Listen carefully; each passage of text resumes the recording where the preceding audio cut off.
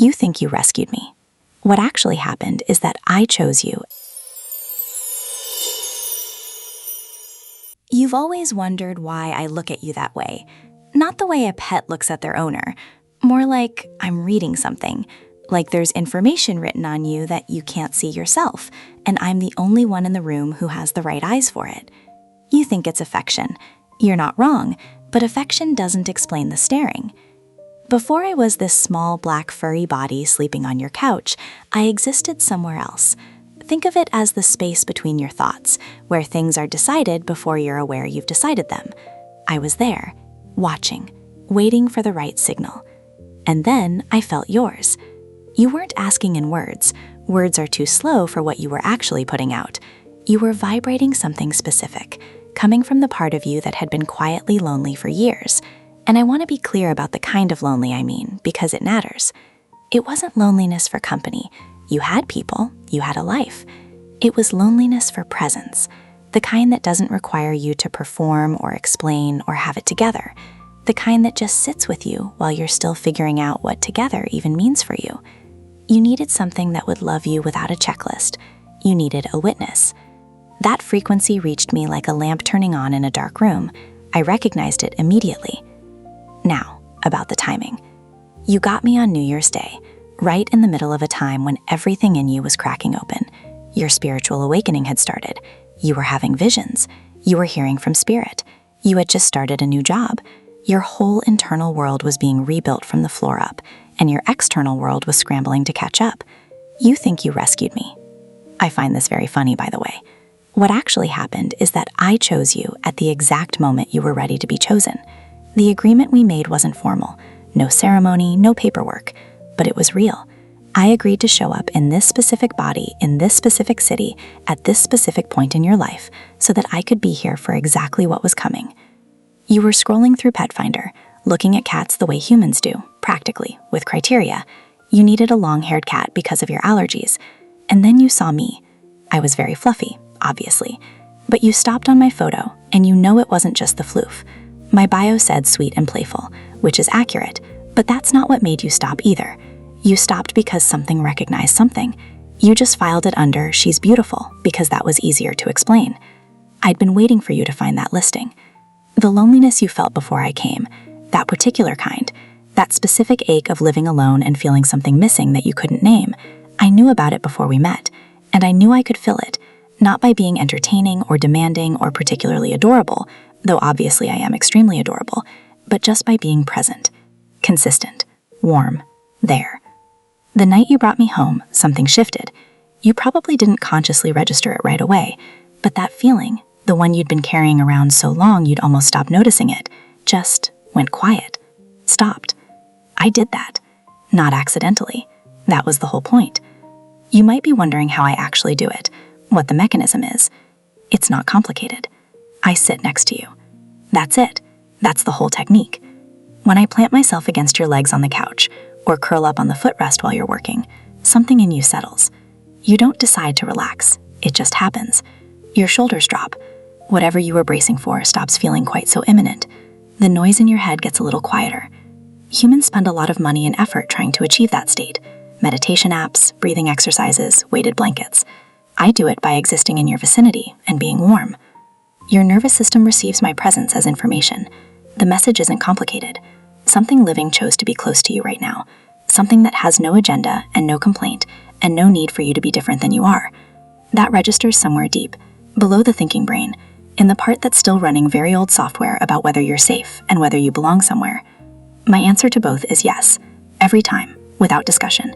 That's not just comfort. That's something your nervous system has been trying to find for a long time. I also have to tell you about the vocal thing because I know it gets on your nerves. When you get anxious, when the frustration builds and the thoughts start spiraling, I get loud. You find this annoying. I understand. And I'm gonna keep doing it anyway. Because you need interrupting. When you're in a spiral, you're not present. You're 3 conversations ahead, or 3 years behind, or you're running a simulation of something that hasn't happened and might not. Your nervous system is treating it all as real and responding accordingly, and you need something to yank you back into the actual room. That's me, meowing at you from across the house. You're welcome. I also sit closer when you're not feeling well. You've noticed this. It's not coincidence, and it's not random cat behavior. I can feel when your frequency drops, when your energy gets heavy and contracted and small, and I move toward it. Not to fix it. I can't fix it, and that's not my job anyway. But I can sit with it. I can be warm and breathing and present while you go through whatever you're going through, and that matters more than you know. Witnessing isn't a passive thing. It's actually the hardest kind of love. Here's what I want you to understand about spiritual agreements, because I think you've been misunderstanding what they are. They're not transactions. You don't sign up for specific deliverables and checkboxes when they're done. A spiritual agreement is more like a decision made at a soul level before you had the language to describe it, that you were going to show up for each other, that you were going to be part of each other's becoming. Mine with you is simple. I'm here to remind you, every single day, what unconditional presence actually feels like, so that you can learn to offer it to yourself. That's the whole thing. When you were in the middle of your awakening, cracking open, hearing things, seeing things, starting over in ways that were terrifying and also somehow right, you needed proof that you were worth showing up for. Not the competent version of you, not the one who held it together. The raw, uncertain, still figuring it out version. The one underneath all the doing. I showed up for that one. Every time I choose the warm spot where you were sitting over the sunny window, I'm telling you something. Proximity to you is worth more to me than perfect conditions. That's not a small thing. That's the whole teaching, actually. Learn to make that choice about yourself. You were so tired before, though you didn't always have words for it. Tired of being adequate. Tired of being the one who managed things and kept it together while other things fell apart around you. Tired of performing competence for a world that mostly just needed you to perform competence and wasn't particularly interested in anything underneath it. There was nobody in your life who just saw you, without agenda, without needing you to be a specific version of yourself. I do that. I look at you and I see exactly what's there, and I don't need it to be different. I don't need you to have your awakening figured out, or your business built, or your grief processed on a timeline that makes other people comfortable. I just need you to be in the room. That's sufficient for me. It took you a while to believe that. I noticed.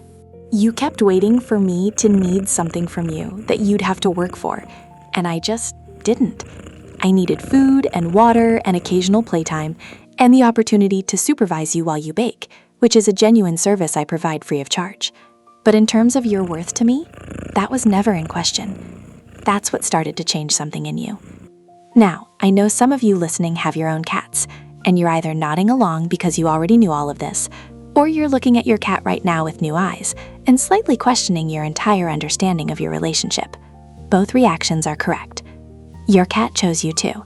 Maybe not for identical reasons, but the selection was intentional.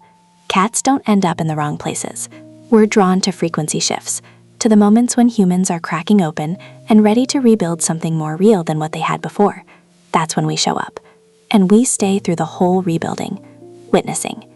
It looks like sleeping on the couch. It looks like getting underfoot when you're trying to cook. It looks like sitting in the one spot where you need to put something. It looks like meowing at you when you're spiraling. It looks like ordinary cat behavior, which is exactly the cover we need. The deepest part of the agreement, the part that doesn't get talked about enough, is this.